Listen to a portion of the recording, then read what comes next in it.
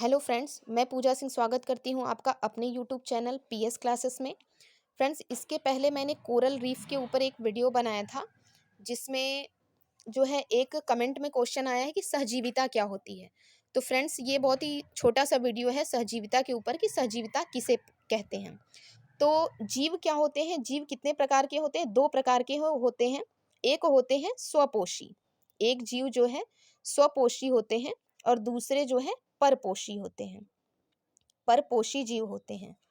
स्वपोषी जीव वे होते हैं जो अपना भोजन स्वयं बनाते हैं। इसके अंतर्गत हम उत्पादक वर्ग को ले सकते हैं, और जैसे पेड़ पौधे हो गए, पेड़ पौधे ये स्वपोषी होते हैं, यानी ये अपना भोजन स्वयं निर्माण करते हैं, ये दूसरे के ऊपर अपने भोजन के लिए जो है आश्रित नहीं होते। तो ऐसे ऐसा वर्ग जो कि अपना भोजन स्वयं बनाता है और किसी दूसरे के ऊपर आश्रित नहीं होता, वे जो है स्वपोषी जीव कहलाते हैं। स्वपोषी, उसमें उत्पादक वर्ग हो जाएगा हमारा, और जिसके अंतर्गत पेड़ पौधे आते हैं। अब हम चलते हैं परपोषी। परपोषी वे जीव होते हैं जो अपने भोजन के लिए किसी दूसरे के ऊपर आश्रित होते हैं। परपोषी के अंतर्गत वे जो अपना भोजन स्वयं न बनाकर किसी दूसरे के ऊपर आश्रित हो। अब इसके अंदर अंतर्गत जो है चार चार जीव आते हैं। एक क्या होते हैं? सहजीविता।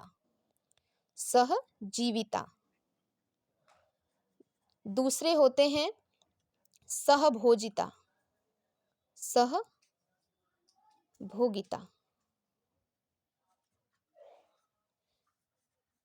तीसरे आपके हैं परजीविता। परजीविता। और चौथे, मैं इसे नीचे ऐसे लिख देती हूँ, ये है मृतोपजीविता। मृतोपजीविता।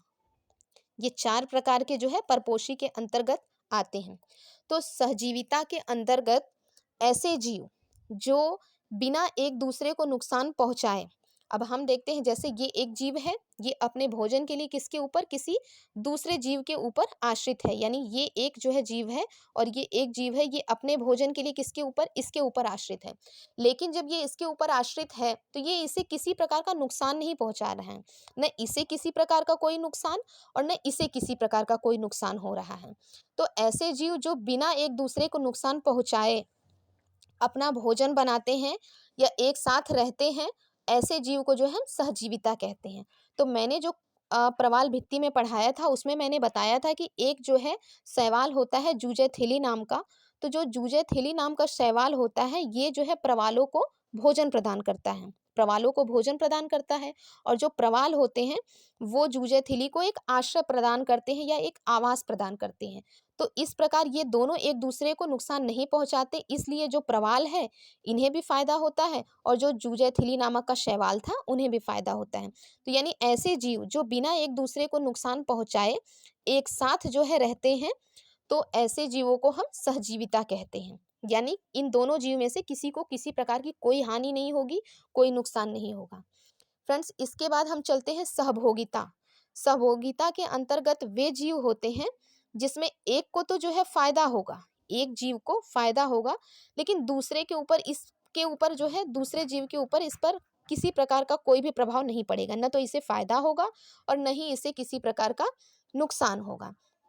तो ऐसे जीव जिससे एक को तो फायदा हो, लेकिन दूसरे जीव के ऊपर किसी प्रकार का कोई भी फर्क न पड़े, ऐसे जीव को सहभोगिता कहते हैं।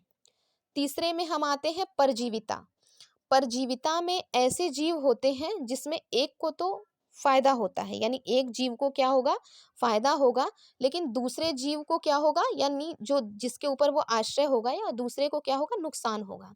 जैसे एग्जाम्पल में हम देख सकते हैं जुआ।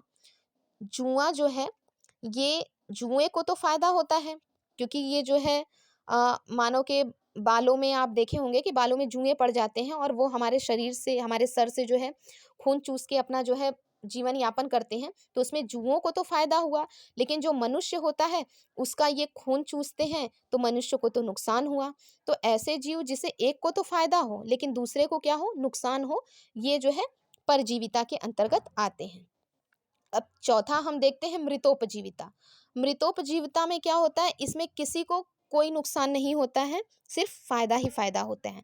यानी ऐसे जीव जो मर जाते हैं और फिर सड़ने गलने लगते हैं, तो इनमें जो है अनेक प्रकार के फंगस, शैवाल ये सब उत्पन्न हो जाते हैं। तो इन जीवों को ये क्या होता है, सड़न और दुर्गंध होती है, तो इन लोगों को खत्म करने का काम कौन करता है? गिद्ध करता है।